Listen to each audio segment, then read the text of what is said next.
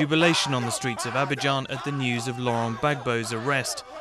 4 months after the disputed presidential elections in Ivory Coast and following weeks of violent clashes between rival groups of supporters, celebrations are in part relief.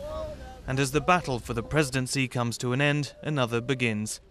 He is going to build universities, schools. Everyone will have food in this country. He can do this because his name is Alassane Ouattara. Look at these young people without work. It's a disgrace. The challenge is too great. May he rise to the challenge, and may citizens of Ivory Coast think him greater than he is today. The people of Ivory Coast expect a lot of him. We are hoping he'll rise to the challenge because we've spent a whole career in poverty. But before securing economic recovery for the world's top cocoa producer, the priority for the internationally recognized President Alassane Ouattara is restoring law and order.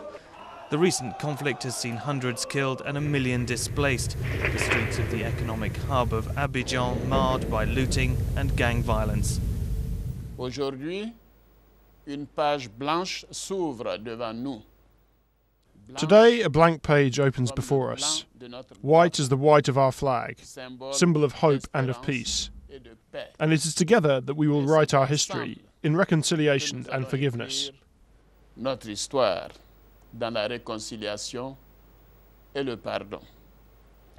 It is perhaps the question of national unity and identity that will form Ouattara's greatest hurdle. How to encourage his troops not to carry out reprisals against the opposition, and how to convince Gbagbo's loyal supporters, who for years have seen Ouattara as an imposter from the north, to back his new government.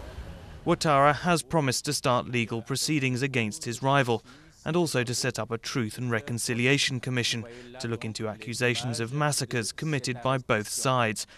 But some feel that the fact Ouattara had to resort to force to claim his crown will make that task all the more difficult. It's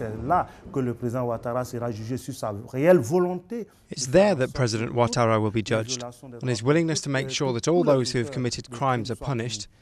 So we think he must hold true to the promises he has made and make sure all those responsible are brought to justice. The UN has said it will keep its 9,000-strong force in Ivory Coast to help keep law and order. And the EU is to work with Ivory Coast's government to remove the sanctions that were imposed to pressure Laurent Gbagbo to step down. Steps that will no doubt help mend, though perhaps never heal entirely, Ivory Coast's deep scars of conflict.